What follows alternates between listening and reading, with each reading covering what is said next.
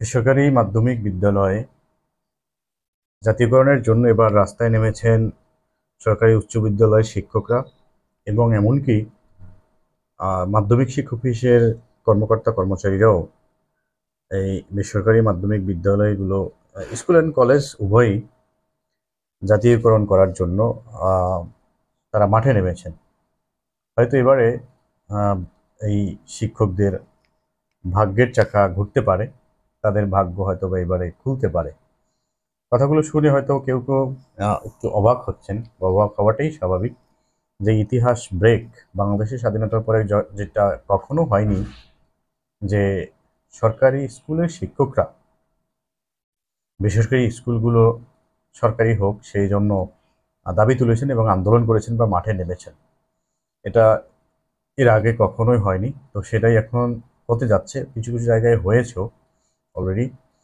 কারণ বেশ কয়েকদিন আগেই বরিশাল বিভাগে বরিশাল শহরেই এরকম একটি ঘটনা ঘটেছে যে মাধ্যমিক শিক্ষা অফিসের কর্মকর্তা কর্মচারীরা একটি মানববন্ধন করেছেন, জেলা প্রশাসক মহোদয় বরাবর স্মারকলিপি দিয়েছেন। সেখানে এই মাধ্যমিক শিক্ষা ব্যবস্থা জাতীয়করণের দাবি ছিল সেই স্মারকলিপির মধ্যে, এবং সেখানে মাধ্যমিক বিদ্যালয়ের শিক্ষকরাও কিন্তু সেই মানববন্ধনে অংশগ্রহণ করেছিল এই 2-3 দিন আগেই। তো এখন বিষয় হচ্ছে এই ঘটনাটি কেন ঘটছে, যেটা কখনো স্বাধীনতার পরে হয়নি, এখন কেন হয়েছে এবং কেন এই ঘটনাটি হতে যাচ্ছে, সেটা এখন পর্যন্ত আমরা বিস্তারিত জানি না। তবে আমি যেদিন এই মানববন্ধন হয়েছে সেদিনই সন্ধ্যায় আবার একজন শিক্ষকের ফেসবুক টাইমলাইন থেকে তার একটি পোস্ট দেখলাম। তো সেই পোস্টে তিনি কিছু প্রশ্ন করেছেন। আমি সহজ সরলভাবে যেটা বুঝেছিলাম এবং সাধুবাদ জানিয়েছিলাম, অত্যন্ত খুশি হয়েছিলাম যে আমাদের সকল শিক্ষকরা এক এক হয়েছেন, শিক্ষা অফিসের কর্মকর্তা কর্মচারীরা এক হয়েছেন যে সকল শিক্ষা ব্যবস্থা জাতীয়করণ করার জন্য। এটা পজিটিভ একটি বিষয় এবং অবশ্যই এটা আশার আলো দেখাচ্ছে। কিন্তু সেই শিক্ষকের ফেসবুক টাইমলাইনে যে কথাগুলো ছিল, সেই কথায় আবার কেমন যেন একটু কোথাও গলদ দেখা যাচ্ছে, কিছু একটা প্যাচ যা দেখা যাচ্ছে। তো সেই যে পোস্ট, সেই পোস্টটা একটু সবার সাথে শেয়ার করব। এবং তিনি যে কথাগুলো বলেছেন সেগুলো তিনি আবার এটাও বলেছেন, যদি তার ভুল হয় তাহলে ভুল ধরিয়ে দিতে তিনি চ্যালেঞ্জ করেছেন, যে যদি কোনো কথায় ভুল হয়ে থাকে তাহলে অবশ্যই সেটা তার যুক্তির মধ্যে ভুল থাকলে সেটা ধরিয়ে দিবেন। তো আমি সেই কথাগুলো তুলে ধরবো এবং সেখানে কোথাও কোনো ভুল রয়েছে কিনা সকলের কাছে প্রশ্ন থাকবে। সবাই কমেন্টে জানাবেন যে আসলেই তার কথার কোথাও যুক্তিতে কোথাও কোনো ভুল রয়েছে কিনা, সেটা একটু অবশ্যই আপনারা ধরিয়ে দেবেন। তো সেই কথাগুলো একটু আমরা শুনি। সম্প্রতি দেখা গিয়েছে যে বাংলাদেশে বেসরকারি মাধ্যমিক বিদ্যালয়ের যে উপজেলা মাধ্যমিক শিক্ষা অফিস রয়েছে, সেই উপজেলা মাধ্যমিক শিক্ষা অফিস এবং সরকারি উচ্চ বিদ্যালয়ের শিক্ষকদের মধ্যে এক ধরনের দ্বন্দ্ব শুরু হয়েছে, এবং সেই দ্বন্দ্ব এক ধরনের ক্ষমতার লড়াই, সেখানে হাতাহাতির ঘটনাও বিভিন্ন জায়গায় ঘটেছে। এই সমস্যার মূল কারণটা হচ্ছে যে এখানে সরকারি উচ্চ বিদ্যালয়ের শিক্ষকরা চাচ্ছেন যে প্রমোশনে বা প্রেষণে তাদেরকে যেন মাধ্যমিক যে শিক্ষা অফিস রয়েছে সেখানে তাদেরকে মাধ্যমিকের শিক্ষা অফিসের যিনি অফিসার সেই পদে পদায়ন করা হয়, এবং এটিও মোটামুটি গ্রহণ করা হয়েছে তাদের এই দাবিটি, এরকম একটা কথা জানা যাচ্ছে। তো এই বিষয়টি নিয়ে বর্তমানে বিভিন্ন জায়গায় আন্দোলন চলছে। অতি সম্প্রতি বরিশাল বিভাগে এটা নিয়ে ডিসি বরাবর, জেলা প্রশাসকের বরাবর স্মারকলিপি দেওয়া হয়েছে। তো যেদিন স্মারকলিপি দেওয়া হয়েছে সেদিনই একজন শিক্ষকের ফেসবুক ওয়ালে এই কথাগুলো আমি পেয়েছি। তো সেজন্য সবার সাথে একটু শেয়ার করলাম যে তাদের মধ্যে যে ক্ষমতার লড়াই চলছে, সেই ক্ষমতার লড়াইটা হওয়ার কারণটা কি। তিনি যেটা বলেছেন আমার কাছে কথাগুলো যৌক্তিক মনে হয়েছে, কিছুটা যুক্তি রয়েছে, সেজন্য সবার সাথে শেয়ার করছি। এখানে 1 নম্বর কারণটি তিনি বলেছেন, সরকারি উচ্চ বিদ্যালয়ের সিনিয়র শিক্ষকেরা উপজেলা মাধ্যমিক অফিসার হিসেবে পদায়ন চান, যা ইতিমধ্যে এনলিস্টেড হয়েছে। দ্যাট মিনস মনে হয় যে তাদেরকে এটা দাবিটি গ্রহণ করা হয়েছে। অন্যদিকে সেসিবে যারা কর্মকর্তা কর্মচারী রয়েছেন তারা চাকরি জাতীয়করণের মাধ্যমে উপজেলা এবং জেলা পর্যায়ে শিক্ষা প্রশাসনের অফিসার হতে চান। শেষ পর্যায়ে যারা প্রজেক্টে ছিলেন উপজেলা মাধ্যমিক শিক্ষা অফিসার ও সেসিবির কর্মকর্তা বর্তমানে একই স্টেজে চাকরি করছেন। 2 নম্বরটা হচ্ছে মাধ্যমিক শিক্ষক বিচাররা প্রমোশন পেয়ে জেলা শিক্ষা বিচার হতে চান। তারাও এর আগে হতেন না, তাদের প্রমোশন ছিল না, এখন তারা প্রমোশন চাচ্ছেন। কিন্তু এই যে পদটি জেলা শিক্ষা বিচার, সেটা অলরেডি সরকারি উচ্চ বিদ্যালয়ের শিক্ষকেরা তা মানতে নারাজ, কারণ সরকারি উচ্চ বিদ্যালয়ের প্রধান শিক্ষক প্রেষণে পদায়নের মাধ্যমে জেলা শিক্ষা বিচার এবং সহকারী প্রধান শিক্ষক সহকারী জেলা শিক্ষা বিচার হয়ে আসছেন। এই দ্বন্দ্ব নিয়ে কিছুদিন ধরে তাদের মধ্যে পাল্টাপাল্টি কর্মসূচি হয়েছে, এমনকি বিভিন্ন জায়গায় হাতাহাতির ঘটনাও ঘটেছে। এজন্য হয়তো দল বাড়ি করতে ও সাপোর্ট পেতে দুই গ্রুপই এখন এমপিওভুক্ত শিক্ষা প্রতিষ্ঠান জাতীয়করণের দাবি সহ বেসরকারি শিক্ষকদের নানান দুঃখ দুর্দশা তুলে ধরে দুই গ্রুপই ফেসবুকে পোস্ট দিয়ে ইমোশন সৃষ্টি করছে। তো এখানে শিক্ষক এই যে স্যার তিনি পোস্ট করেছেন যে হয়তো তারা ফেসবুকেই, কিন্তু ফেসবুকেই সীমাবদ্ধ নয়, অলরেডি আমাদের বরিশাল বিভাগে এটা নিয়ে মানববন্ধন হয়েছে এবং সেখানে বেসরকারি মাধ্যমিক বিদ্যালয়ের শিক্ষকরা অনেকেই অংশগ্রহণ করেছিল, আমি যেটা দেখেছি।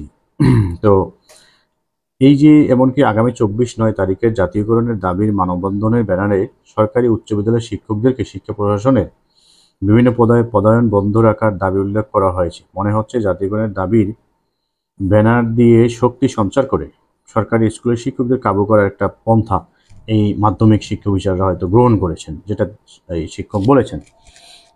কারণ বরিশাল বিভাগে যে মানববন্ধনটি হয়েছে সেখানে দেখা গিয়েছে আমাদের মাধ্যমিক বিদ্যালয়ের অনেক শিক্ষকরা গিয়েছিলেন এবং সেখানে কিন্তু ঘটনা ঘটেছে যে মানববন্ধনের মাধ্যমে তাদেরকে দেওয়া হয়েছে, স্মারকলিপি দেওয়া হয়েছে। তো এর আগে জাতীয়করণের দাবি নিয়ে কিন্তু সেরকম তাদেরকে আন্দোলন করতে দেখা যায়নি কখনো। সরকারি হাই স্কুলের শিক্ষকরা বা মাধ্যমিক শিক্ষক ফেসবুক পোস্ট, এই পোস্ট থেকে যেটা বোঝা যায় সেটা হচ্ছে এই যে সরকারি স্কুলের শিক্ষক এবং মাধ্যমিক বিদ্যালয়ের যারা মাধ্যমিক শিক্ষা অফিসের যারা কর্মকর্তা কর্মচারী, যারাই এখন এই জাতীয়করণের জন্য আন্দোলন করতে চাচ্ছেন, জাতীয়করণের দাবি তুলছেন, তো এই ফেসবুকের পোস্ট থেকে যেটা বোঝা যায় যেখানে তারা তাদের নিজেদের স্বার্থের জন্য এই শিক্ষকদেরকে তাদের সাথে রাখার জন্য একটা এখানে কিছু কাজ করছেন, তাদেরকে সাথে রাখার জন্য।